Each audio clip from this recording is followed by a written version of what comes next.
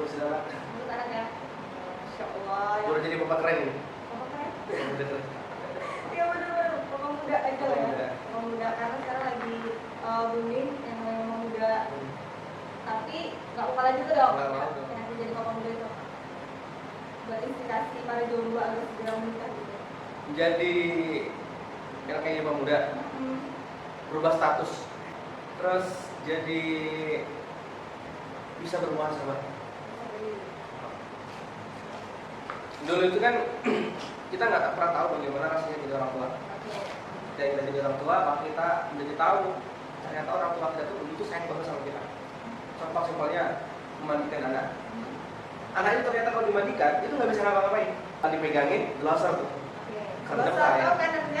Gelosor tuh. Kalau prosotan ya bener, prosotan. Kalau nggak dipegangin dia prosotan, tenggelam. Artinya seorang bayi itu butuh orang yang bisa membuat dirinya nyaman. Andai kalau orang tua kita itu tidak sayang sama kita, terus kita dibiarin di bak mandi tanpa bisa berdiri, apa yang terjadi? Lelap ya, bener. Terus selain untuk muhasabah jadi apa lagi? Jadi ya seru aja kalau kita lagi capek ketemu sama anak itu capek juga. Serius. Ya. Kalau masih jomblo dulu gimana? Kalau nilainya rasa capek? Tidur. Abis bangun, capek lagi nggak? Tapi kalau sama anak, harus nikah dong. iya. Waduh ya. Harus nikah ya. Kalau seorang yang sering kecapean itu ya nikah. Serius ya. Karena ketika kita bertemu dengan orang yang kita cintai itu, rasa capek itu hilang. Apalagi sebagai seorang, misalnya kita sebagai seorang suami laki-laki. Laki-laki itu hilang capeknya ketika dia sedang bekerja, lalu pulang ke rumah, di rumah itu disambut sama senyuman istri. Melihat anak itu kan lucu kalau masih kecil itu dia kadang-kadang senyum sendiri. Jadi pas ngeliat senyum anak itu bahagianya tuh, waduh, nggak tertolong lagi, nggak tertolong lagi. Malah kita nggak tahu dia senyum sama siapa kan, tapi ternyata pas dia tidur senyum sendiri. Itu yang bikin aku merasa, aduh, ternyata ini loh buah hatiku loh. Ngomong-ngomong anak namanya siapa sih? Namanya Panji. Caranya gimana sih? Itu boleh ceritain deh. Terus gimana caranya sih mencari nama untuk diri juga? Saya nama buat anak gitu ya. Setiap orang beda-beda metodenya. Tapi kalau saya itu kalau mencari nama itu harus punya hati. Banyak. Dan untuk anak saya ini ada 2 peristiwa. Ini kayaknya Semuanya masa lalu. keren. Nah, ini ada katanya sama kisah begini. Ada kisahnya? Ada Pasti kisah. dong. Dulu ketika saya masuk kuliah, itu saya pernah berdiri di satu sekolah tinggi ilmu pendidikan sedikit, ya sedikit. Saya berdiri di situ pada saat hujan gerimis, sedang menunggu seseorang dan sedang menatang martabak. Pasti bapak. Buat siapa kabarnya? Teman-teman. Oke. Tapi bukan perempuan ya. Kita sebenarnya di situ, tapi nggak tahu kenapa hari itu malam itu saya melihat ada satu bangunan yang besar di depan saya, yang jauh dari sini. Tempatnya sedikit Aisyah. Aisyah cepat dong. Kalian benar punya Muhammadiyah. Itu ya? Ini di sini. Saya kali di depan itu saya lihat kok nama Aisyah kayaknya keren ya. Dan saya berpikir kayaknya kalau Aisyah ini kalau dijadikan untuk nama perempuan kayaknya keren tuh. Dia istimewa. Istimewa itu gini. Dia dapat yang cerdasnya. Nama Aisyah itu berarti cerdas, betul ya. Terus yang kedua dia kelihatan alimnya, ya kan. Terus yang ketiga itu bersportif, ya kan. Dan ternyata saya cari itu sejarahnya bagaimana nama Aisyah itu didapatkan. Saya cari browsing, saya tanya-tanya, dan ternyata ketemulah. Ternyata nama Aisyah itu dicetuskan oleh salah seorang kiai besar, namanya Kiai Fakhruddin. Ketika itu ada pengkaderan di satu organisasi besar Indonesia, sebut saja Muhammadiyah begitu, di hadapan Kiai Haji Ahmad Dahlan, ada beberapa orang, termasuk Kiai Fakhruddin. Mereka mengatakan bahasanya, kayaknya kalau ada Muhammadiyah, pengikutnya Muhammad, harusnya ada pendampingnya nih. Maka harus ada organisasi yang mengikut kepada Aisyah. Maka disebutlah Aisyah. Lalu beliau mengutip surah Al-Imran ayat 104. Itu dia. Aisyah. Terus lainnya panjang. Kita berharap dengan memberikan nama dia itu pengikutnya Aisyah ini, maka dia itu mewarisi kecerdasannya Aisyah, keanggunannya Aisyah, kealimannya Aisyah, kesalahannya Aisyah, dan sepertinya Aisyah. Yang kedua, peristiwa kedua, setelah saya berdiri di situ, saya membaca novel, membaca sejarah lagi, membaca sejarah. Bertemulah saya dengan sebuah kisah yang cukup menarik. Kisah itu tentang seorang keajaiban zaman, seorang yang dijuluki sebagai keajaiban zaman. Tahu nggak siapa? Said Nursi. Jadi novel Al-Kitab itu diangkat dari kisah nyata. Kisah nyata seorang yang dijuluki sebagai seorang keajaiban zaman, namanya Said Nursi. Jadi dulu ketika masa Taufiq Usmani itu ada satu gejolak yang sangat kuat, yaitu antara peradaban Islam dengan peradaban sekuler. Ketika itu khalifahnya Taufiq Usmani, Sultan Abdul Hamid II itu sedang tertarik atau sedang ngefans sama pendidikan sainsnya Barat, sainsnya Prancis. Maka kemudian Sultan ini, Sultan Abdul Hamid II ini memberikan beasiswa kepada orang-orang yang cerdas di Taufiq Usmani untuk sekolah ke Prancis. Dan salah satu orang yang sekolah di sana itu namanya Mustafa Kemal Atatürk, tahu ya, yang menghancurkan Taufiq Usmani dan memberikan Turki, ya kan? Maka dijuluki sebagai bapak itu bukan gitu ya. Lalu Said Nursi ini sadar, wah ini pendidikan sekuler nih, nggak bisa, karena dia memisahkan antara ilmu agama dengan ilmu pengetahuan. Lalu Said Nursi ini dia memiliki konsepnya itu agama itu cahayanya kalbu, sedangkan sains itu sinarnya akal. Jadi antara agama dengan sains itu harus berkolaborasi. Maka untuk mewujudkan sistem pendidikan seperti ini, beliau menawarkan satu proyek peradaban besar disebut dengan Madrasatul Zahra. Wah, ya kan? Madrasatul Zahra. Universitas Islam bernama Az-Zahra. Itu universitas yang seharusnya kalau saya berdiri, maka dia menjadi tandemnya Al-Azhar.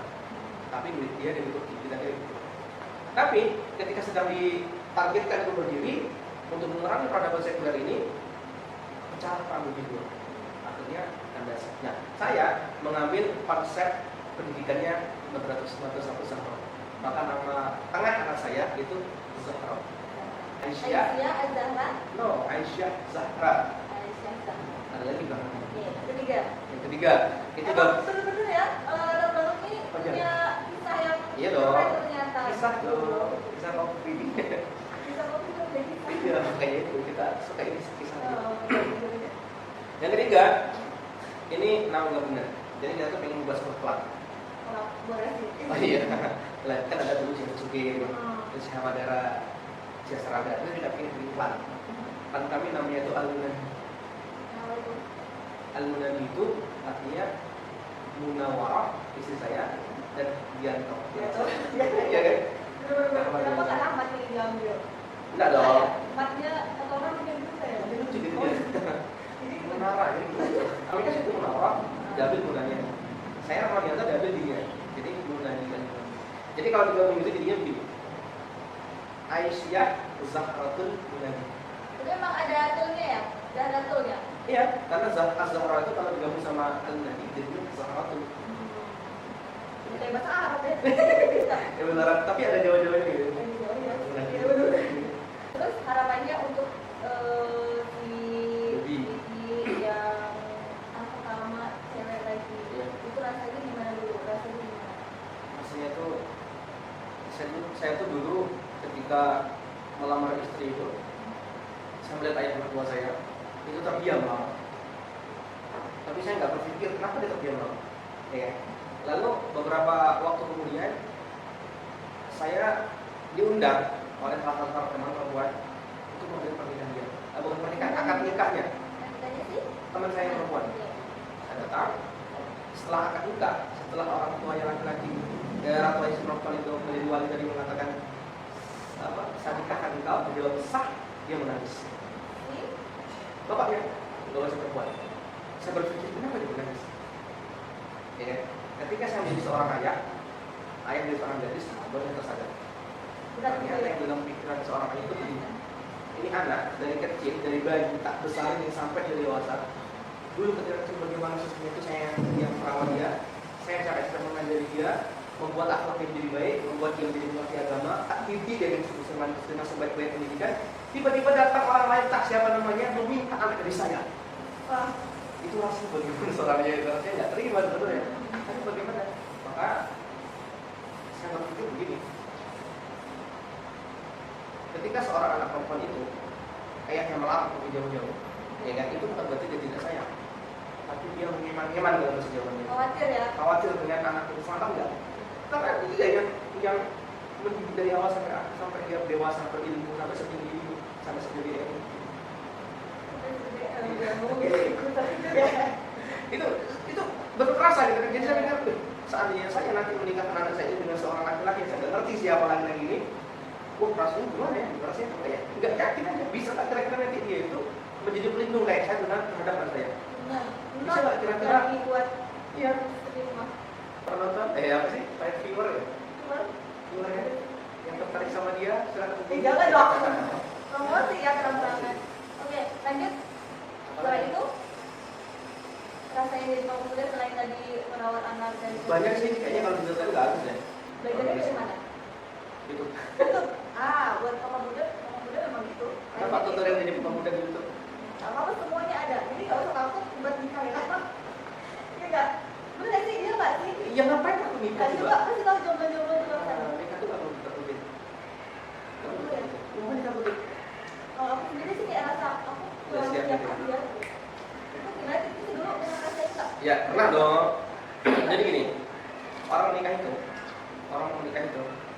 ada ujiannya. Jadi itu banyak. Jadi mau menikah ya? Iya boleh lah. Boleh ya? Panjang. Biasanya orang yang pertama kali orang yang punya niat untuk menikah itu biasanya merasa takut. Ujian orang yang hendak menikah itu panjang. Contohnya itu ragu. Oh semuanya. Ragu merasa nggak siap jadi seorang istri, ragu merasa nggak siap jadi seorang suami, atau ragu jangan nggak ada yang suka sama aku, macam-macam. Pokoknya segala bentuk ragu dari hati ketika hendak akan menikah itu ujian pertama. Dan semua itu kamu kosong. Hanya Itu keimanan kita diuji. Kamu siap nggak? Karena ketika kita sedang kalau kita menikah itu kan yang nggak suka sama kita. ya aku kayak gitu. Aku nggak siap, aku nggak ngerasa. Aku belum bisa ya aku belum. Aku biasa aku kalau pikir sama apa? Kenapa? Oh iya pula. Lanjut. Itu sebelum nikah.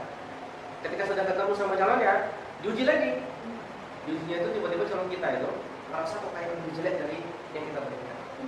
Enggak ekspektasi gitu. Nggak sesuai ekspektasi. Yang tadinya itu kelihatannya kita punya tinggi dulu nanti jadi pendek.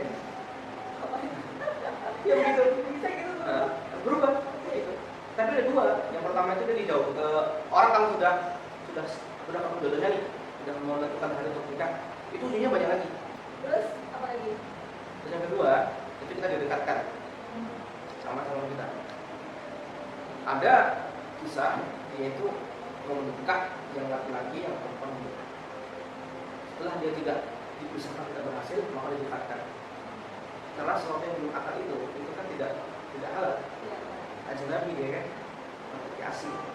Didekatkan dengan cara berkomunikasi. Makanya orang yang sudah tunangan itu tidak sedikit yang mereka orang sudah menikah. Komunitas kami orang-orang di tempat kami itu, tempat kami tinggal, itu ada apa ya semacam mitos begitu. Kalau menikah dengan orang lain, yang mitosnya itu ada yang kalah satu dan orang warga. Oh dalam segi? Meninggal dunia dan itu mitos. Ya iyalah. Secara kan ajal kan yang mereka tahu. Itu masalahnya. Menikahnya lah. Iya, tapi itu sudah jadi persekian begitu. Tapi alhamdulillah setelah kita edukasi, orang tua mengatakan ya sudah tidak masalah. Alhamdulillah orang tua memudahkan semua. Orang tua saya memudahkan, orang tua dia juga memudahkan, semuanya dimudahkan. Dan saya itu menikah istri saya, mahar saya cuma 300 ribu. Seandainya kemarin itu saya, serius. Seandainya kemarin itu saya mengatakan begini misalkan, kan kawan kasih tahu. Iya, aku datang. Iya datang kan, yang bawa kamera. Ini kan rezekinya gambar Bener. Ini sama aja sih.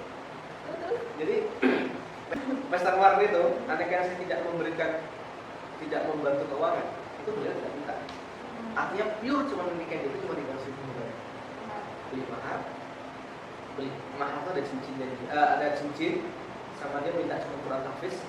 Lalu saya tambah dengan kemarin benar dan beberapa dan termasuk riasan dan sebagainya, total cuma 300 ribu. Serius. Cukup. Jadi itu nggak mahal guys. Iya bener. 3.000. Nggak mahal ya? Nggak mahal. Oke. Tapi karena kemarin itu mertua bikin begini ya, kalau ada rezeki kita bikin syukuran, kalau tidak ada rezeki ya sudah kita doa saja. Akhirnya saya pikir, ya sudahlah kalau gitu saya kasih aja. Mereka tidak minta. Jadi pure pesta itu mereka semua. Sebenarnya begitu awalnya. Tapi saya nggak mau, harga diri dong, gitu kan. Saya kasih. Nah, jadi sebenarnya untuk semua itu intinya niat dan keberanian Iya. ya. Masalah mahal terus resepsi dan segala Iya. macam itu nggak bisa diurus lah ya. Bisa diskusikan. Yang penting keberanian. Berani dulu, Bener dulu. coba dulu deh. Tuh, jadi emang harus berani. Jadi sebenarnya emang keren sih untuk mahal itu sebenarnya kan nggak memberatkan. Mahal yang paling ringan. Sebaik-baiknya wanita adalah mahal yang paling ringan. Kalau seandainya nanti ada laki-laki yang lamar ibu L, Jangan mau dong. mau mahalnya apa? Mahal. Oh, kemarin dia minta dipanggil Bude, oh iya. Bude. Iya, Bude Nyais. Bude. Kalau seandainya ada laki-laki yang mau melamar Bude Nyais, kira-kira nanti mana ya? Yang penting kamu berani aja. Itu. Contohnya misalkan ini, Apa? satu botol kopi. Bisa kopi. Satu botol bisa kopi. Yang mahal satu botol bisa. Oke. Misalnya. Misal, itu misal. Tapi bisa jadi referensi, mana tahu teman-teman yang ada komunitas bisa jadi mahal. Bahkan ada loh yang di saya lupa bahasa di mana. Itu ada yang mahalnya itu cuma Iya benar. sandal jepit pun ada. Tapi bagi laki-laki yang mau itu kan. Yang perempuan minta ikan itu perempuan itu tidak menggunakan laki-laki, tapi yang laki-laki jangan mau karena memberikan mahar yang cuma sedikit. Seperti kita kok. Mampunya Iya. ya. Istri saya itu cuma Dia minta. nggak keberatan. Iya. Istri saya itu awalnya dia cuma minta satu pusat taktis. Tok. Ya kan? Tapi saya nggak mau. Saya tambah cincin, saya tambah baca Quran, terus semua juga. Tipsnya untuk para jomblo. Ya. Yang perempuan tidak boleh dengan laki-laki, yang laki-laki jangan mau diberikan. Yes. Keren kan? Itu tahu. Dulu ketika saya melamar istri saya, itu gaji saya berapa sih? 500.000. Emang berani banget ya. Mau hidupin anak orang loh. Iya. Oke. Tapi uniknya setelah saya mau jadi pokok naik dari 100 jadi 1.250.000. Emang benar. Nikah adalah membuka rezeki. Iya. Setelah ijab kabul, 2 hari menikah naik jadi 150. 1.500. Naik lagi terus ya sampai saat. Rezeki istri, Iya. rezeki anak lagi sekarang, ya kan? Itu udah dijamin. Iya? Iya benar. Ada pada itu. Jadi menikah. Jadi mister. Kalau mau kaya nikah. Kalau setelah menikah kamu belum kaya juga nikah lagi. Oh iya gitu. Itu serius nggak? Itu apa sih? Ada loh. Emang ada yang ngomong gitu? Ini ada. Kisah sirahnya ada. Iya, emang benar. Tapi masa mengajar lo? Enggak juga. Jangan. Ada aja.